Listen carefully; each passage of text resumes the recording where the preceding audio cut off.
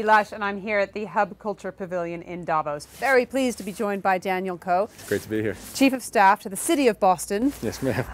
Tell me a little bit about big data and Boston. So it's funny, you know, so often politicians talk about judging from the gut and having good instincts, which is obviously critical to being a leader. But another huge part of it, which is essential to the private sector, is having data-driven decision making. And so we always think the people side is really important, but one of the things that the mayor of Boston has really done in his first year in office is really install a data-driven culture throughout City Hall. So he put 4 big data dashboards in his office that's telling him everything from Twitter sentiment about him and the city of Boston to how many potholes are filled in that given day, and has really instilled that culture throughout all 18,000 employees of the city. People are really, really excited about it, and it's had some really tangible results for the city. We've had a 50% reduction in increase in potholes. Excuse me.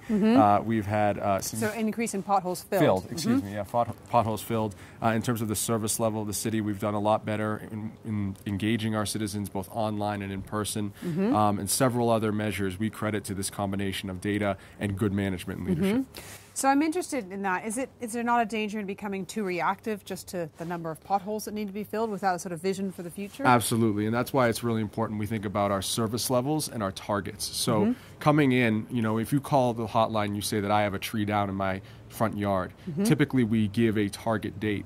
And we had never reimagined or actually realigned those goals to what's actually happening. So being proactive and saying, for example, the average time a tree could be replaced if a tree fell down in front of your apartment or yard, previously it was 535 days. Okay. So we look back at that and said, is that really realistic, or can we set the bar a lot higher? So we went over and set about 30 or 40 new targets so that we were being proactive and knowing that we had goals that we were aspiring to rather than just being reactive to what we saw in a data changing day to day.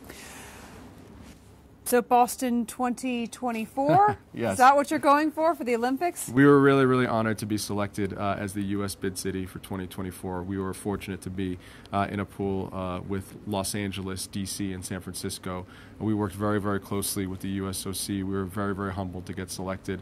We have 2.5 years now. We still don't know who our international competing cities, but we're really, really excited about this new model of the games we're putting forward. So what makes Boston special in that regard? What's so exciting about Boston is so many of the existing venues are already abundant in our campuses across the city of Boston and in Cambridge. And the plans for the bid actually have so many of the venues within the smallest radius of any games in recent history. So the idea can be that not only will it be a compact game so that if someone were to come to Boston, they'd be able to walk around to the majority of the venues, but actually the plans have a large majority of the venues have already been built because so many colleges and universities already have those venues already for their sports teams. Daniel, thank you so much for stopping by the Hub Culture Pavilion. Thank you so much. Here in Davos, and I'm Edie Lush.